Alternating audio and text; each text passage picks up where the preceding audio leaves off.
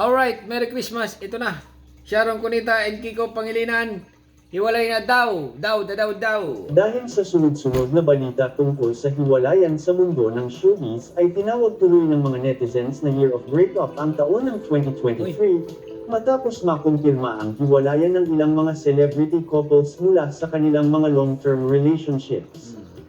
Pero mas naging matindi ang hiwalayan blues matapos mapabalita ang tungkol sa totoong estado ng relasyon ngayon ng tinaguriang megastar na si Sharon Cuneta sa dating senador at kanyang asawa na si Kiko Pangilinan.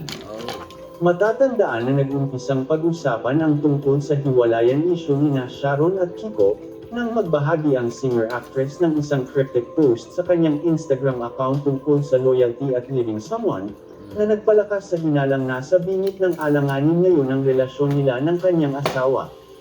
Lalo pang tumindi ang issue dahil sa binitawang mga salita ni megastar sa kanyang interview sa TV host na si Luis Manzano, kung saan ay inamin nito na natupad na lahat ang kanyang kahilingan maliban lamang sa isang bagay, at yun ay ang pagkakaroon ng isang stable marriage. Oh, stable marriage. Ano ba yun?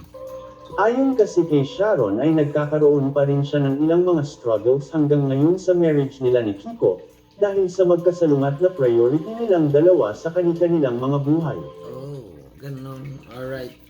Yan na nga mga kaibigan, ha? Sharon Cunita at Kiko Pangilinan, hiwalay na. Okay, ito kaya ay tunay o ito kaya naman ay isang malaking kalukuhan.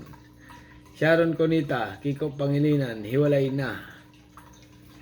Oh, marami nga mga kaibigan, ha? Nagtitrending ngayon sa social media itong hiwalayan, ha? Matapos ang ilang taong pagsasama ni Sharon Cunita at Kiko Pangilinan, ngayon ay hiwalay na.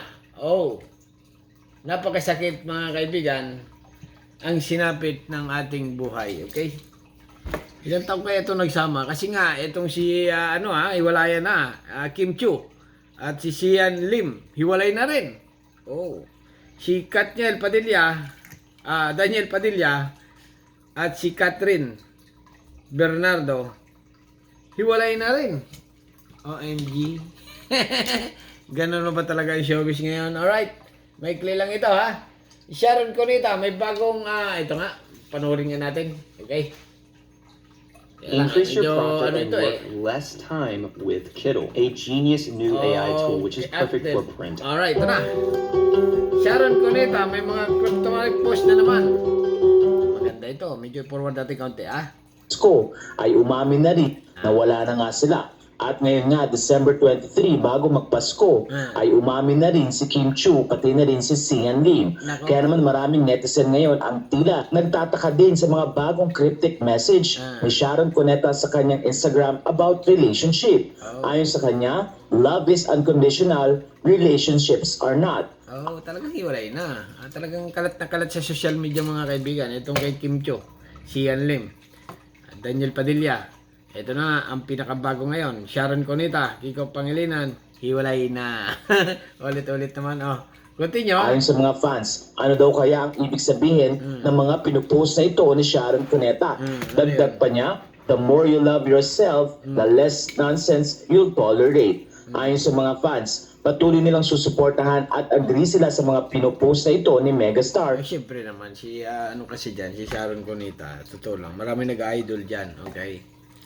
Kaya lang kay Kiko Pangilinan, siyempre politics yan marami rin siguro, okay? Ang may gusto dyan, okay? Kaya lang, itong hiwalayan nga, hiwalayan ni Sharon Cunita at Kiko Pangilinan, nagtitrending nga ngayon mga kaibigan, kasi nga, usong-uso daw ngayon, bago matapos ang taong 2023, ay puro hiwalayan ng mga celebrity, OMG.